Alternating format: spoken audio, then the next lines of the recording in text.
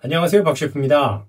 모기지에 대해서 많은 분들과 상담을 하다 보면 나름 한참 그것도 구체적으로 이야기를 했는데도 불구하고 설명을 들으시는 분이 고개를 갸우뚱거릴 때가 종종 발생합니다. 그래서 도대체 어디서부터 이해가 되지 않은 걸까 하고 맞추어 보면 많은 분들이 상환기간과 계약기간의 차이를 혼돈하고 있다는 것을 발견하게 됩니다.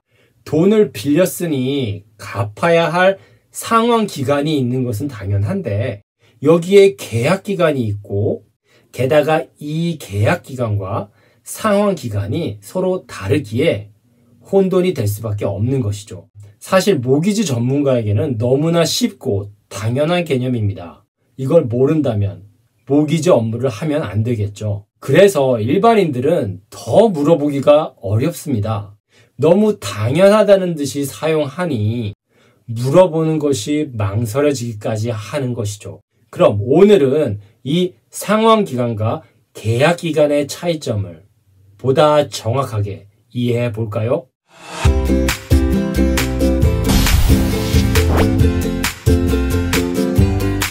우선 상환기간은 보통 25년 또는 30년과 같이 긴 기간 동안 빌린 모기지를 모두 갚게 되는 총 기간을 의미합니다.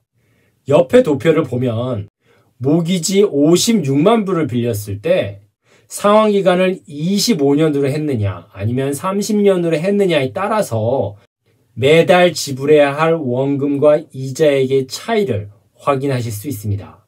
즉 상환기간이 길어지면 갚을 수 있는 기간이 길어지기 때문에 매월 지불해야 하는 월 납부 금액은 줄어들게 됩니다. 반면 그만큼 원금을 오랜 시간 동안 상환하는 것이니만큼 총 이자액은 증가하게 됩니다.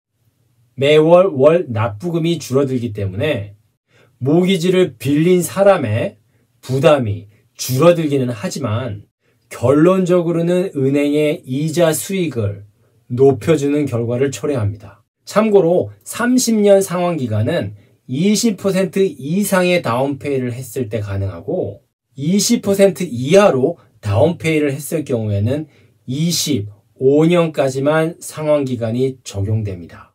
은행의 입장에서 보면 다운페이 20%가 되지 않는다면 그만큼 위험부담이 상대적으로 높아지기 때문에 30년이 아닌 25년으로 상환기간을 제한하고 보다 빨리 빌려준 돈을 회수하고자 하는 것입니다.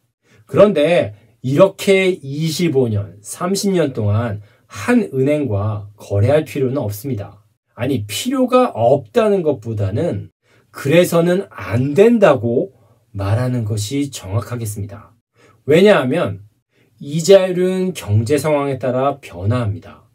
경기가 나쁘면 하락하고 경기가 좋으면 올라가죠. 여기에 개개인의 재정 상황도 변화합니다. 이렇게 확실하지 않은 변수들이 많기에 25년 또는 30년이라는 긴 시간의 상환기간을 계약기간으로 하기에는 무리가 많습니다. 이런 이유에서 빌린 기간이 25년 또는 30년이라고 하더라도 이 상환 기간을 보다 작은 시간 단위로 나누어 계약하게 되는 겁니다. 예를 들어 30년 상환으로 모기지를 빌리기로 했는데 5년이라는 계약 기간으로 계약을 했다면 해당 계약 조건으로 30년을 상환하는 것이 아니라 계약 기간 5년 동안만 그 계약이 유효하다는 것입니다. 이 계약 기간 5년이 지나면 다른 조건의 다른 은행과 새로운 30년 상환을 전제로 다시 5년이라는 계약 기간으로 계약을 할 수 있습니다. 그리고 이 계약 기간은 짧게는 한 달에서 길게는 10년까지도 가능합니다. 물론 이 계약 기간이 짧으면 짧을수록 이자율은 높아지겠죠. 그래서 앞에서 언급했듯이 상환기간이 너무 길면 총 이자 금액이 상승하게 되고 너무 짧으면 이자는 물론 매월 상환해야 할 원금이 기하급수적으로 늘어나기 때문에 많은 경우 5년이라는 계약 기간을 사용하게 되는 것입니다. 또한 이 계약 기간 동안 변동 이자율 또는 고정 이자율로 이자율을 정해서 이자를 지불하고 이에 따라 계약 해지에 따른 위약금도 달라지게 됩니다. 그런데 여기에는 한 가지 불합리한 사실이 숨어 있습니다. 대부분의 분들이 아시겠지만 25년 상환 기간 동안 모기지를 빌린 사람은 원금과 이자를 매달 함께 상환하게 됩니다.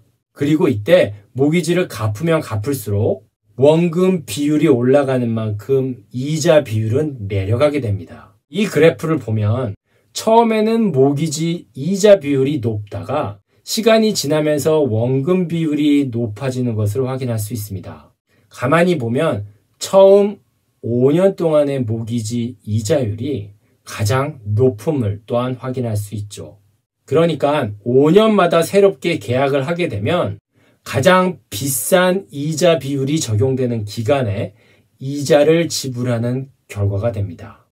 그렇다고 이자율이 낮아졌는데 기존에 높은 이자를 주고 계약을 지속하기에는 낮은 이자율이 너무 매혹적입니다. 게다가 계약 기간도 종료되어 간다면 페널티 걱정도 없으니 더하겠죠. 결국 은행은 절대 손해를 보지 않습니다. 25년, 30년 이렇게 긴 시간 동안 한 은행과 계약을 계속한다면 5년 단위로 계약하는 거에 비하면 시간이 지날수록 이자 비율을 낮추는 효과가 있겠습니다. 하지만 잡아놓은 물고기에 밥을 주지 않는다는 말이 있듯이 은행은 기존 고객에게 가장 좋은, 가장 저렴한 이자율을 제공하지 않습니다.